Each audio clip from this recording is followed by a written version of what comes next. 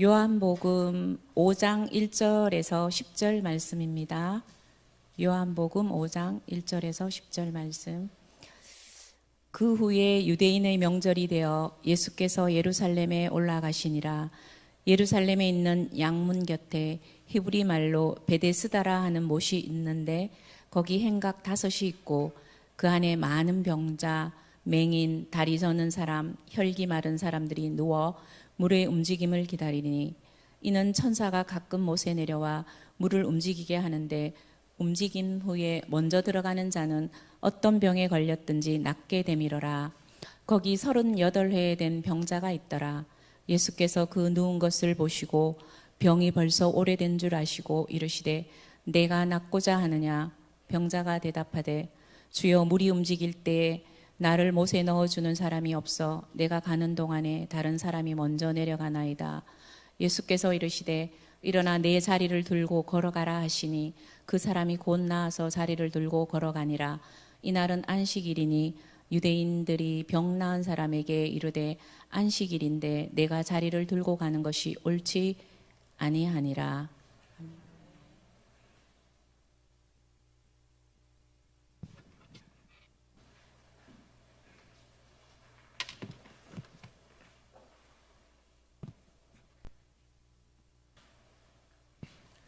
샬롬.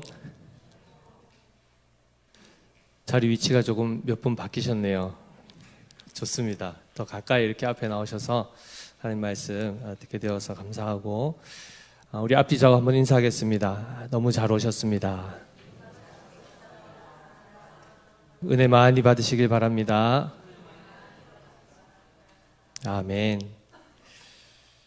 오늘 이 요한복음 5장 말씀 많은 설교를 통해서 아마 접해 보신 분들이 많으실 겁니다.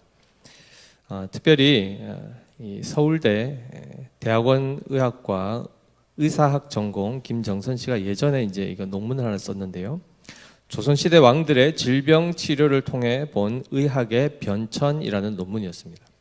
그 박사 논문에 보면은 우리 다 옛날에 국사 시간, 역사 시간에 다 배웠죠. 태정, 태세, 문단세, 예성, 연중. 좋은 학교 나오셨네요. 잘하셨습니다. 총 27명의 왕들을 쭉 역사의 고증을 통해서 살펴봤더니 평균 수명이 얼마나 되신지 아십니까? 네, 좀 들어보신 분도 계신 것 같습니다. 지금 우리나라 평균 수명 벌써 80대가 넘어가죠, 그죠? 80세가 넘어가는데 이때 조선의 왕들의 평균 수명이 47세입니다. 47세. 2년 있으면 저도 운명해야 되는 그 나이입니다. 그러니까 생각해 보시면 굉장히 젊은 나이에 왕들이 이제 다 죽임을 당하는 거죠. 그런데 잘 보십시오. 그 당시에 최고의 권위자 아닙니까? 그의 입에서 나오는 말 한마디면 그냥 한 가문이 사라졌다, 세워졌다 하는 그러한 권세를 가진 그 왕이었죠. 그런데 이들이 이렇게 일찍 죽임을 당할 줄 그들이 알았겠습니까? 그들이 단명할 줄도 몰랐고 그들이 평균 수명이 47세밖에 안 될 줄도 몰랐겠지요. 세상의 모든 것이 자기의 입의 명령에 따라 좌지우지되고 하는 이 모든 엄청난 막강한 권세를 가졌음에도 불구하고 그는 자기의 생명을 지켜내지 못했습니다. 병의 원인이 나와 있는데요. 일단은 왕들의 특징이 보면 영양 과다 섭취, 운동 부족, 과로. 지금 우리의 모습 아닙니까? 영양 과다 섭취. 그다음에 운동 부족, 과로. 그러니까 현대 성인병이 그들에게서도 이제 나타났던 거죠. 그러니까 현대 차원이 아니라 이미 그때도. 그래서 이 원인과 일치하는 이 현대 성인병과 그 원인이 질병이 일치했다는 것을 이제 연구했던 이 자료인데요. 왜 얘기할까요? 그때로부터 지금 벌써 오늘 이 현대 시대까지만 해도 조선 왕조 몇 년 지났습니까? 초대 이성계 1392년인가요? 벌써 600년이 넘었죠. 그죠? 600년이 넘어오는 이 과정 가운데 세상은 많이 발전했습니다. 의료 기술도 엄청나게 좋아졌죠. 그 단적인 예가 평균 수명이 올라갔다는 것입니다. 47세였다가 지금 거의 100세 시대를 앞두고 있는데 거의 2배나 끌어올린 겁니다. 인간의 노력으로. 그럼에도 불구하고 지금 죽음을 극복한 사람이 있습니까? 없습니까? 없습니다. 어느 시점이 되면 결국 그 죽음의 고비를 극복하지 못하고 결국 모두가 다 죽음을 받아들여야 되는 그 자리로 간다는 것이죠. 한마디로 이 질병에 대한 부분에 있어서 우리가 잘 보시면 아무리 의료 기술이 발달해도 똑같은 이 현대를 살면서도 돈이 없으면 그 혜택을 받지 못합니다. 여러 가지 인간의 한계들이 많이 있지요. 그런데 아까도 말씀드린 것처럼 가장 심각한 것이 바로 불치병의 문제요. 더 본질적으로는 죽음의 문제입니다. 어떤 권세가들도 어떠한 사람도 자기를 죽음으로부터 벗어나게 할 수가 없다는 것이 인류 역사의 경험이요. 그것이 사실로 우리는 다 받아들이고 있습니다. 그런데 오늘 이 말씀 앞에서 보면 그 가운데서도 더 심각한 불치병이 뭘까요? 인간에게 있어서. 육체도 한계를 갖지만 그것보다 더 심각한 병, 영적 불치병입니다. 하나님에 대한 감각이 없이 살아가는, 그것은 인간에서는 절대 그 기간을 늘릴 수도 없고 그것을 극복할 수도 없습니다. 이 영적인 이 질병, 곧 비참한 상태의 이 질병인 불치병을 고린도전서 15장 22절에서는 이렇게 말씀하지요. 아담 안에서 모든 사람이 죽은 것 같이 그리스도 안에서 모든 사람이 삶을 얻으리라 얘기하는데 앞부분이 뭐죠? 아담 안에서 모든 사람이 죽었다. 죽어있다. 태어나고 나서 어떤 범죄를 저질렀기 때문에 부패한 것이 아니라 이미 모든 인류는, 아담의 후손들은 태어나면서부터 이미 죽은 자로 태어난다는 것입니다. 아니, 움직이는데요. 분유도 먹고 활동을 하던데요. 그 차원을 얘기하는 것이 아니죠. 영적 죽음을 얘기합니다. 하나님에 대해서 철저하게 모른 채, 무지한 채 태어난다는 것이죠. 그 비참한 상태에서 벗어날 수 있는 길이 인간에게는 없다는 것이 우리의 경험입니다. 우리의 경험을 통해서 우리는 아는 사실이죠. 놀라운 것은 이 사망 선고를 받은 사람 입장에서, 곧 이제 죽음이 임박한 그러한 사람들 입장에서는 심적으로 어떤 생각이 들까요? 살고 싶다는 마음이 본능적으로 올라오지 않겠습니까? 죽고 싶지 않다. 그래서 예전에 많은 이 비유를 드시던데요. 사실 그분에게 있어서는 되게 이게 심각한 일이지만 이제 우리는 그걸 하나 이제 비유로 들면, 사형수가 사형대로, 예를 이제 참수가 아니고 이렇게 교수형을 하죠, 그죠? 이렇게 목을 매달라서 죽이는 이런 선고를 받았을 때 그 흉악한 범죄자조차도 그 계단을 올라갈 때 얼마나 떨리겠습니까? 그리고 곧 있으면 이제 몇 분 안에 죽게 되는데 계단을 올라가다가 계단이 이렇게 부서진 겁니다. 갑자기 이렇게 확 이렇게 다리가 빠졌겠죠. 얼마나 놀랬겠습니까? 그러나 다시 이제 다리를 빼고 올라오면서 하는 얘기가 뭐죠? 죽을 뻔했네. 그러니까 이게 뭐냐면 본능적으로 우리는 살고 싶다는 겁니다. 아무도 죽고 싶지 않고 아무도 아프고 싶지 않습니다. 그런데 현실은 어떻습니까? 아프고 죽을 수밖에 없다는 것이죠. 자, 이러한 우리의 인간의 일반적인 이 상태를 우리가 염두에 두고 오늘 말씀을 함께 살펴볼 텐데요.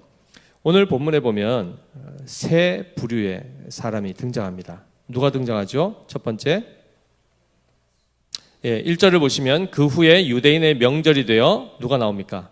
예수께서 예루살렘에 올라가시니라 라고 되어 있고, 그 다음에 5절을 보시면 또 누가 나타나죠? 거기 38해 된 병자가 있더라 라고 얘기하고 있고, 10절에는요 유대인들이 나옵니다. 자, 이 세 부류의 사람의 이야기를 이렇게 함께 살펴볼 텐데요. 예수님께서 일단 명절을 지키기 위해서 예루살렘으로 올라가셨다라고 얘기하죠. 역대하 8장 13절에 보면 모세의 명령을 따라 매일의 일과대로 안식일과 초하루와 정한 절기 곧 1년의 세 절기 무교절, 77절, 초막절에 드렸다라는 말씀이 나옵니다. 이 중에 어느 절기인지 정확하게 학자들이 규명은 못하지만은 유대인의 명절이 되어서 예수님이 예루살렘으로 가셨죠. 갔는데 오늘 어디에 이르러셨죠? 2절에 보시면 예루살렘에 있는 양문 곁에 히브리 말로 베데스다라 하는 못이 있는데 거기 행각 5이 있고라고 되어 있습니다. 지금 어디를 가셨죠? 베데스다. 자, 베데스다 히브리 말로 되어 있죠. 공부해야 되겠죠. 무슨 뜻일까요? 성경에서 베이트, 벳이라는 뜻은 집이라는 뜻입니다. 그래서 베들레헴 예전에 배웠죠? 기억나십니까? 베이트, 집, 레헴, 빵집입니다. 베들레헴이. 떡집, 빵집. 자, 그럼 베이트, 그 다음에 뒤에는요, 네.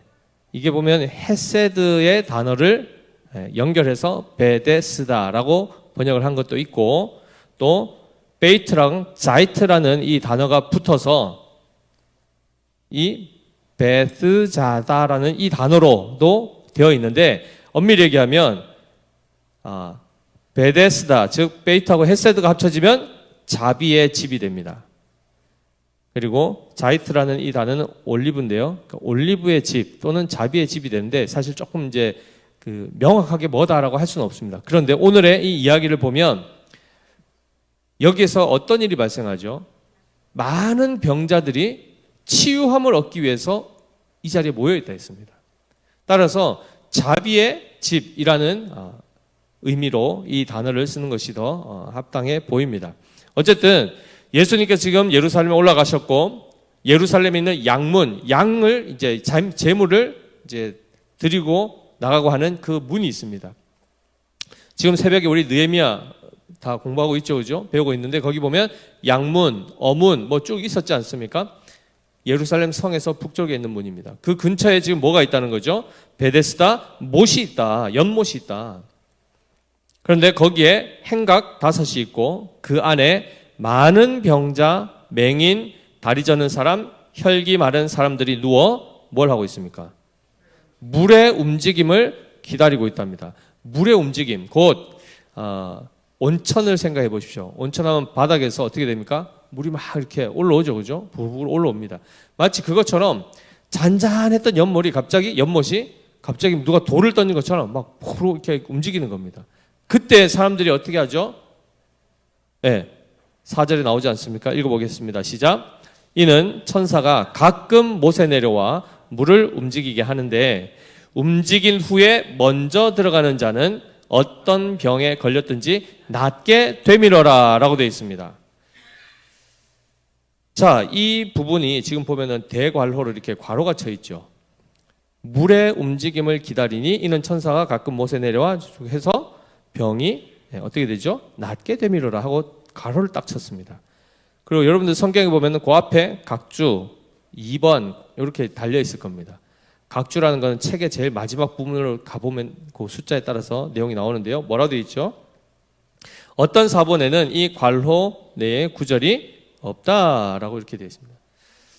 이 부분은 여러 사본들 가운데 있는 내용도 있고 빠져 있는 곳이 있는데 중요한 것은 이것이 실제냐 아니면 전설이냐 이 부분을 살피셔야 됩니다.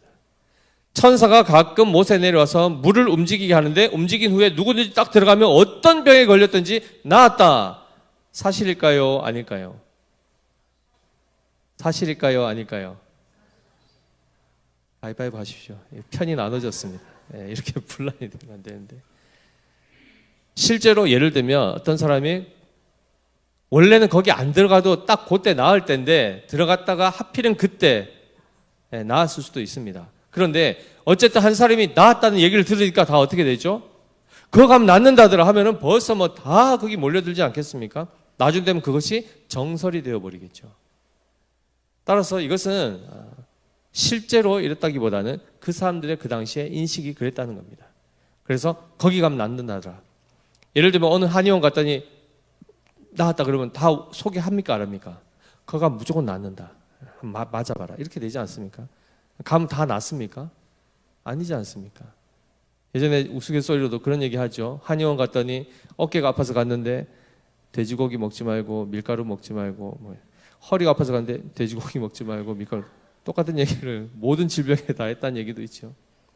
어쨌든 용하다 하면은 사람들은 거기에 찾아가게 되고 소문을 내게 돼 있습니다.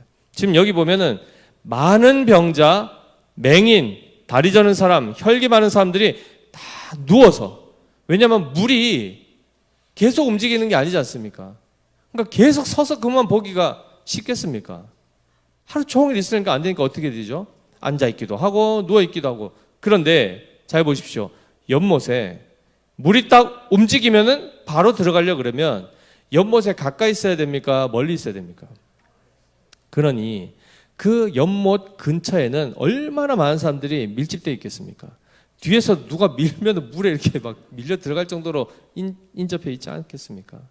그런데 오늘 이 5절에 보시면 거기에 누가 있었죠? 38해 된 병자가 있었습니다. 그런데 이 사람에 대해서 6절을 보시면 예수께서 그 누운 것을 보시고 병이 벌써 오래된 줄 아시고 이르시되 네가 낫고자 하느냐라고 이렇게 질문을 하시는 장면이 나옵니다. 예수님이 지금 이 베데스다를 지나가고 계시는데 얼마나 많은 병자들이 있었겠습니까? 근데 그 가운데 특별히 누구에게 가셨죠? 38년 된 병자에게 가셨습니다. 그리고 보니까 병이 너무 오래, 너무 깊은 병인 거예요. 그리고 나서 그가 어떻게 돼 있었죠? 누워 있었습니다.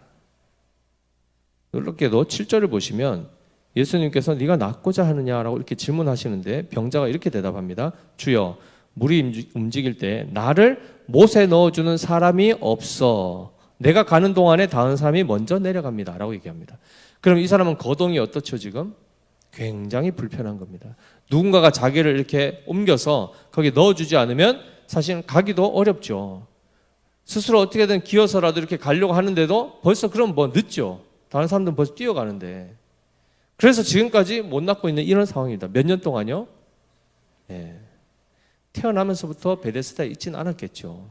그런데 이미 굉장히 오래전 38년 전에 질병을 가지고 지금까지도 고치지 못하고 사람들의 소문을 듣고 베데스다까지 온 겁니다. 자, 그런데 오늘 말씀에서 우리가 함께 집중해서 살펴볼 부분이 바로 이 부분인데요. 예수님이 지나가시죠. 38년 된 병자가 누워 있었습니다. 이 병자가 예수님한테 예수님 불렀습니까? 안 불렀습니까? 안 불렀습니다. 예수님이 누군지를 알고 있습니까? 모르고 있습니까? 모릅니다. 날 좀 불쌍히 여겨 주시옵소서. 바디메오 같이 그렇게 외치지도 않았습니다. 그저 뭐 하고 있었죠? 누워서 물이 동하는 것만 쳐다보고 있는 겁니다. 그런데 거기에 예수님이 와서 뭐라고 하시죠? 네가 낫고자 하느냐? 생각해 보십시오. 이 질문이 합당한 질문입니까? 당연한 얘기 아닙니까? 거기 지금 다 왜 와 있습니까? 병 나으려고 와 있는데 네가 낫고자 하느냐? 낫고 싶습니까? 그 질문하는 것 굉장히 어찌 보면 실제로 고쳐줄 능력도 없으면 그 말 하면 안 되죠. 굉장히 무례한 질문입니다. 만약 그래서 왜 낫고 싶은데요? 아, 그러시군요 하고 가버리면 이 얼마나 민망한 상황입니까? 그런데 예수님께서 이 질문을 하신 것도 굉장히 사실은 낯설 수 있는데 이 사람의 대답을 보십시오. 이 사람의 대답이 뭐죠? 7절을 같이 읽겠습니다. 시작. 병자가 대답하되 주여, 물이 움직일 때에 나를 못에 넣어주는 사람이 없어 내가 가는 동안에 다른 사람이 먼저 내려가나이다 라고 얘기합니다. 자, 질문과 대답이 지금 정상적입니까? 네가 낫고자 하냐면은 둘 중에 하나입니까? 하나 아니겠습니까? 뭐죠? 낳고 싶으면 예, 낳고 싶습니다. 아니면 아니요, 나는 거기 관심 없는데요. 그럼 끝나는 대화여야 됩니다. 그런데 네가 낳고자 하느냐 하는데 뭐라고 얘기하죠? 구구절절. 네. 물이 움직일 때 나를 못에 넣어주는 사람이 없다. 그래서 내가 지금까지 이렇게 살고 있습니다. 라고 얘기하는 겁니다. 이 대답을 잘 살펴보십시오. 이 사람은 자기가 어떻게 하면 구원을 받을지 압니까? 모릅니까? 모릅니까? 자기가 어떻게 하면 이 병에서 고침을 받는지 압니까? 모릅니까? 알지요. 어떻게 하면 된다고요? 물이 동할 때 제일 먼저 들어가면 낫는다는 거 압니다. 그것이 사실이든 전설이든 관계없이 자기 나름대로 구원론이 있습니까? 없습니까? 있지요. 있죠. 그런데 실제로 그 자기가 믿는 확신하는 이렇게만 하면 된다고 하던 그 구원론이 실제로 자기를 살게 합니까? 물 근처도 지금 못 가고 있지 않습니까? 인간이 만들어내는 이렇게 하면 살 수 있어, 이렇게 하면 고칠 수 있어라고 하는 스스로 자기의 구원관을 가지고 자기를 구원해 내년란 말입니다. 안 된다는 것입니다. 조선의 세종대왕이 만약에 자기가 그 질병이 있었는데 제일 탁월한, 뛰어난 그 의원을 명령해서 나를 살려라, 고쳐라 한다 해서 고쳐질 수 있습니까? 인간의 한계가 바로 이런 것입니다. 그리고 이 사람의 얘기해 보십시오. 내가 이렇게 하면 구원받을 수 있는 걸 아는데 제일 먼저 나온 게 뭐죠? 나를 못에 넣어줄 사람이 없습니다 라고 얘기합니다. 그러니까 자기가 지금 못 고침받지 못하고 있는 원인이 뭐에 있다는 겁니까? 나를 도와줄 사람이 없다는 겁니다. 그러면 이 자기의 이 모든 지금 이 원인이 지금 누구에게 있다는 겁니까? 다른 사람에게 있다는 겁니다. 저 사람들 때문에 내가 지금 이 모양 이 꼴로 살고 있습니다. 신세한탄을 하는 거죠.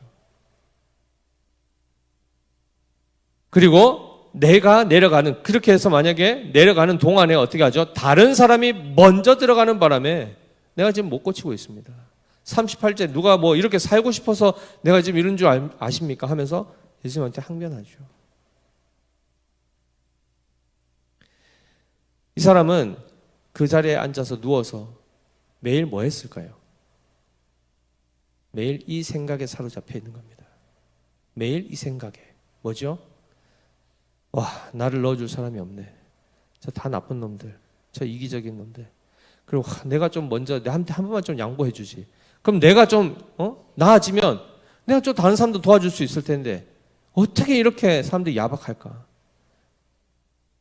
끊임없이 그 자리에서 그 질병 때문에라도 어려움을 당하고 있음에도 불구하고 그때 마음의 상태는요, 모든 원인을 다 지금 남들에게 돌리고 있습니다. 38년 동안 원망을 하고 있는 거죠. 자, 그럼 잘 생각해 보십시오. 그의 그 원망이 자기를 구원합니까? 다른 사람 탓하는 것으로 인해서 자기가 조금이라도 물에 들어가서 나을 수 있는 가능성이 있습니까? 없지요. 그런데 이 사람에게 주님이 어떻게 하시죠? 자신의 신세한탄하고 타인과 환경을 막 원망하고 있는 이 사람, 네가 낳고자 하느냐 질문하면 예, 낳고 싶습니다 하면 끝날 얘기를 구구절절 변명도 아니고 이건 뭐 원망도 아니고 불평도 아니고 막 쏟아내고 있는 그 사람에게 주님이 어떻게 하십니까? 8절 같이 읽어보겠습니다. 시작. 예수께서 이르시되 일어나 내 자리를 들고 걸어가라 하시니 라고 말씀합니다.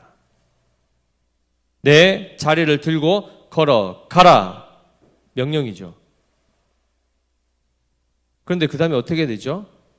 이 사람이 실제로 병이 고쳐져 버립니다. 하나님의 말씀의 능력이 사실 여기에 있습니다.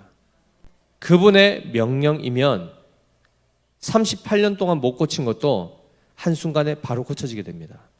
이게 사실 주님의 엄청난 치유의 능력인데 중요한 거는 우린 다 여기에만 관심이 많이 쏠려 있죠. 왜 이 사람만 고쳐주십니까 주님? 오늘 밤에 나도 좀 만나주셔가지고 지긋지긋이 어깨도 아프고 허리도 아프고 막 오만 아픈데 좀 이거 좀 깔끔하게 낫게 해주셔서 막 팔도 막 확 돌리게 해주면 안 됩니까? 뭐 여러 생각이 들지 않겠습니까?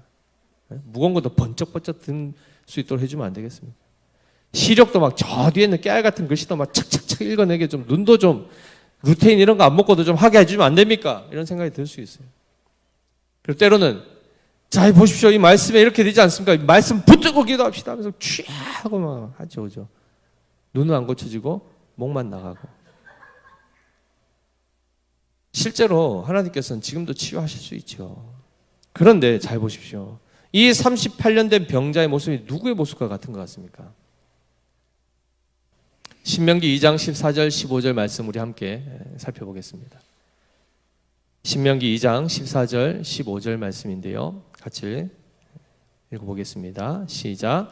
가데스 바네아에서 떠나 세렛 시내를 건너기까지 38년 동안이라.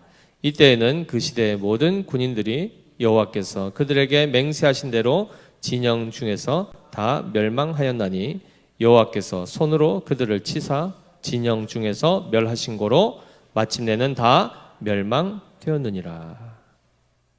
여기 지금 누가 나왔죠? 출애굽 1세대가 38년 동안, 즉 가데스 바네아에서 가나안에 들어가기까지 38년입니다. 원래 광야 생활은 몇 년이었죠? 40년이었습니다. 처음 출애굽하고 나서 시내산에서 율법을 받고 성막을 짓는 이 모든 것들을 하고 그 다음에 본격적으로 출정하는 데까지 2년이 걸립니다. 그래서 앞에 2년 빼고 나면 나머지 가데스 바네아부터 가나안까지 몇 년이요? 38년 걸립니다. 근데 이들이 다 어떻게 됐죠? 광야에서 멸망을 당합니다. 그들의 주 특징이 뭡니까? 원망 불평이었습니다. 우리가 지난 시간 살펴봤죠? 마사 무리바 사건, 뭐 끊임없이 끝도 없이 하나님 앞에 불평 원망 쏟아내죠. 그것으로 그들이 구원을 받지 못하는 것을 보았습니다. 누구의 모습과 같습니까? 마치 오늘 38년 된 병자의 모습과 일치합니다.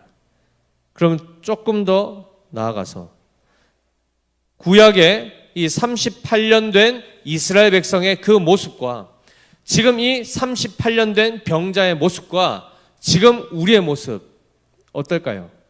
같을까요? 다를까요? 같습니까? 다릅니까? 다릅니다. 왜 다를까요? 그렇죠. 바로 그겁니다. 아담 안에서 모든 사람이 죽었지만 그리스도 안에 있는 자들은 살아있는 자들입니다. 변화된 자들이죠. 그런데 놓쳐서는 안 될 게 있습니다. 우리가 주님의 은혜 안에 있지 않으면 뭐가 튀어나올까요? 38년 된 병자의 모습이 나온다는 것입니다. 우리의 이 죄의 몸은 아직도 우리가 입고 있기 때문에 벗을 날까지는 끊임없이 그 부패한 상태가 우리 안에 있습니다. 그러나 성령 안에 있을 때는 그것이 제어가 되어 있습니다. 제어가 되게 되어 있습니다. 우리가 육체의 소욕을 따르지 않도록 하면 그 안에서 성령의 열매들이 나타나게 되어 있는 것입니다. 그러나 그렇지 않다 그러면 반드시 뭐가 나오죠? 이 38년 된 병자의 모습이 우리 안에서, 우리의 삶에서 끊임없이 쏟아 나오죠. 우리가 그 강을 어떻게 건너왔죠? 예수님께서 직접 찾아오셔서 내 자리를 들고 걸어가라라는 이 말씀 때문에 우리가 고쳐진 것입니다. 일방적으로 주님께서 우리를 긍휼히 여기시고 사랑하셔서 친히 찾아오셔서 우리의 강팍한 마음, 우리의 어그러지고 일그러진 모든 생각들과 가치관들을 다시금 새롭게 하심으로 비로소 우리가 내가 낫고자 하느냐 하면 예 주님 제가 낫고 싶습니다 라고 이야기할 수 있는 이 상태가 되었다는 것이죠. 이것이 은혜입니다. 네, 제일 중요한 고침이 뭘까요? 육체의 고침. 다리를 쓰지 못해서 늘 앉아 있었고 누워 있었던, 누군가가 옮겨주지 않으면 일어나서 제대로 활동도 할 수 없었던 그것이 고쳐진 게 본질일까요? 그렇지 않습니다. 몸이 그렇게 해서 건강해졌음에도 불구하고 여전히 그의 관점이 바뀌지 않으면 그는 일상으로 돌아왔을 때 여전히 남 탓하게 되어 있습니다. 여전히 환경 탓하게 되어 있습니다. 그러다가 멀쩡한 몸을 가지고 나이가 들어서 결국 또다시 죽음에 이르게 되는 것이죠. 비참함에서 벗어나는 것은 단순히 우리의 육체에 그 잃어버렸던 건강을 회복하는 정도가 아닙니다. 우리의 전 인격이 변화되어야 되는 것입니다. 우리의 가치관이 바뀌어야 되고 세계관이 바뀌고 우리의 영혼의 상태가 변화되어야 되는 것이죠. 그것이 본질적인 치유입니다. 따라서 어떤 분들은 우리 송명희 시인 아시죠? 찬양 가서 참 많이 이렇게 CCM 복음성가도 많이 이렇게 작곡 작사하셨는데 결국 마지막 어떻게 됩니까? 예수 믿고 나서 죽을 때까지 침상에 마비 상태로 있지 않습니까?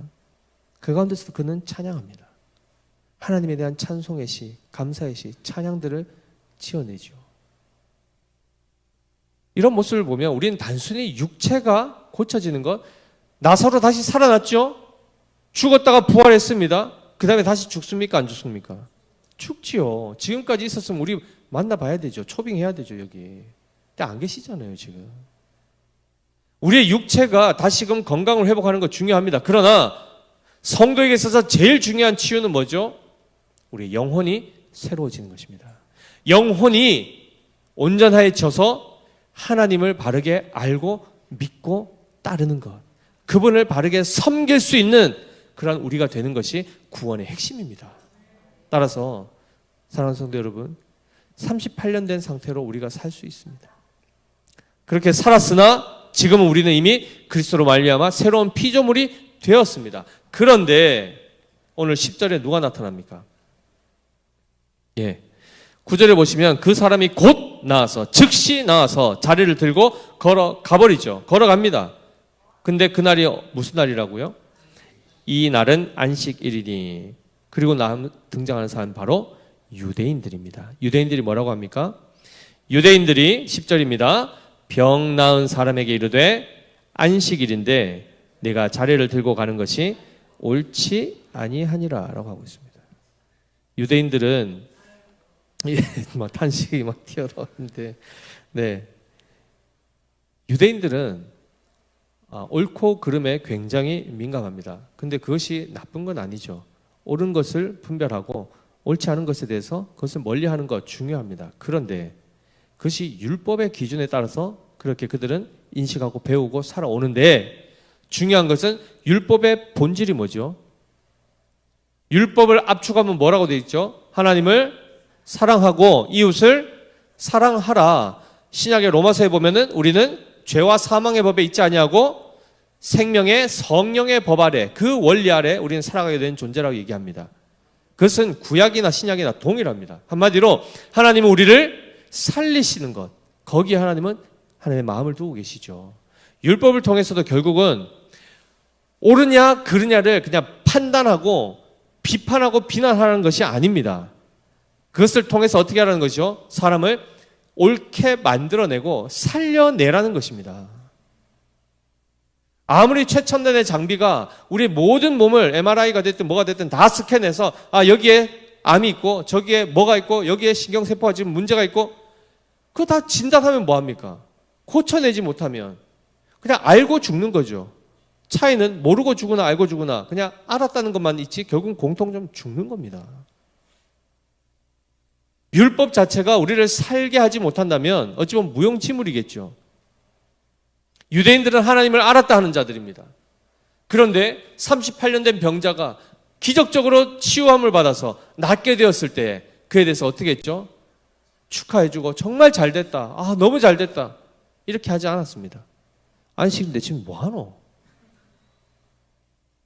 이렇게 된 겁니다. 비난하고 정죄했습니다. 자, 그러면 이 유대인들의 모습이 또한 우리의 모습일까요? 아닐까요? 우리의 모습이죠. 그들은 단순히 그 38년 된 병자가 안식일을 어긴 것 때문에 그냥 정죄한 것으로 끝나지 않습니다. 16절 말씀 읽어보겠습니다. 16절 시작. 그러므로 안식일에 이런 일을 행하신다 하여 유대인들이 예수를 박해하게 된지라라고 되어 있습니다. 그들이 어디까지 나갑니까? 예수님을 박해합니다. 이것이 우리의 모습입니다. 무슨 말인가? 아까도 말씀드린 것처럼 38년 된 병자나 유대인들이나 즉 몸이 멀쩡한 유대인들이나 동일한 공통점이 뭐죠? 예수님이 누군지를 모른다는 겁니다. 각자 자기들의 나름의 구원관을 가지고 살아갑니다. 38년 된 병자는 늘 하루 종일 아침부터 일어나서 저녁까지 연못에 물이 동하는지 안 동하는지 그것만 살피고 있고, 유대인들은 평생을 율법 어떻게든 지켜가지고 티도 없고 흠도 없이 우리 힘으로 천국 들어가자 이러고 있다는 것입니다. 둘 다 예수님에 대해서는 관심이 없죠. 예수님이 지나가도 쳐다도 안 보고 있던 그 38년 된 병자나 유대인들 앞에서 하나님의 의를 행하고 있는 그 예수님을 붙잡아서 죽이려고 하는 유대인들이나 똑같다는 겁니다. 누가 누구보다 더 낫거나 못하는 게 아니라 똑같이 예수님을 부인하고 있습니다. 이런 모습에서 우리 자신을 돌아봐야 됩니다. 정말 우리는 극적으로 예수님으로 인해서 새로운 피조물이 되었습니까? 그렇다면 그 다음의 삶은 우리는 다시 38년 된 병자처럼 돌아가서도 안 되고, 그렇다 하여 하나님의 은혜는 망각한 채 그냥 껍데기만 그리스도인이 되어서 사람들 정죄하고 비난하는 것에 우리의 삶을 들여서도 안 된다는 것입니다. 어디에 서여 있어야 될까요? 은혜 안에 있어야 됩니다. 오직 예수님 안에서 내 존재가 새로워질 것을, 끊임없이 예수 붙들고 예수 의지하고 살아가는 그 삶, 그것이 우리가 마땅히 고침받은 자로서 살아가야 될 삶이라는 것입니다. 우리는 이제 하나님의 말씀도 알고 있습니다. 믿지 않은 사람들 보면 답답하지요. 안타깝습니다. 38년 된 병자 주변에 있습니까? 없습니까? 지금 이렇게 이 베데스다처럼 이렇게 살아가고 있는 사람들이 실제로 있습니까? 없습니까? 예. 영적으로 더 살펴보면 몸은 멀쩡한 사람들이 천지입니다. 누워있지 않는 사람들 많습니다. 그 사람들도 본인들은 멀쩡하다 생각하지만 마치 유대인들처럼 하나님을 찾지 않지요. 38년 된 병자만이 아니라 우리 주변에는 수없이 많은 유대인들과 38년 된 병자들, 자기 나름의 구원론을 가지고 끊임없이 자기를 구원해 보겠다고 발버둥 치는 사람들이 널려 있습니다. 우리는요, 우리는 어떻게 해서 구원을 이해하고 있습니까? 예수 그리스도를 믿음으로, 그분이 전적으로 우리를 찾아와서 우리를 새롭게 하시고 고쳐내심으로 구원을 받았다는 것을 아는 자들입니다. 그 다음에 우리는 이 주변에 널려있는 유대인들과 38년 된 병자를 어떻게 바라봐야 될까요? 주님의 시선으로 바라봐야 됩니다. 예수님이 질문할 때 그가 엉뚱한 대답을 하죠. 정말 이렇게 듣기 거북한 이야기를 막 쏟아냅니다. 근데 주님이 그것 때문에 어떻게 하시죠? 야, 내가 지금 너한테 그걸 물었냐? 대답을 하려면 똑바로 해야지. 1번 아니면 2번이지 않냐? 뭘 그걸 굳이 이렇게 얘기하냐? 이렇게 하지 않죠. 그의 그 막 쏟아내는 말 가운데 주님이 한 말씀 하십니다. 일어나 내 자리를 들고 걸어가라. 그냥 고쳐내십니다. 우리 또한 사람들하고 복음을 전하다가 시비 붙고 하지 마십시오. 그들은 모르는 자들 아닙니까? 우리는 안다 하여 자고하지 마십시오. 긍휼한 마음 가지고 어떻게든 성령께서 이 말씀과 함께 역사하셔서 그 영혼도 예수님을 알고 믿을 수 있도록 그 마음을 고쳐주시기를 간절히 바라는 그 마음을 가지고 기도하며 복음을 전해야 되는 것이죠. 유대인들에 대해서도 마찬가지입니다.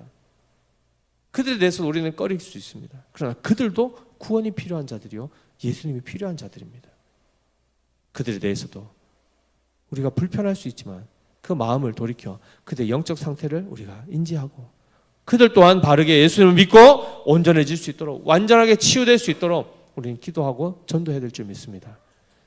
오늘 이 말씀을 통해서 우리 속에 무엇이 들어있는지 잘 살피시기 바랍니다. 오늘 하루도 우리가 예수님을 딱 잊는 순간 우리는 둘 중에 하나로 갑니다. 유대인들이 되거나 38년 된 병자의 삶을 살거나.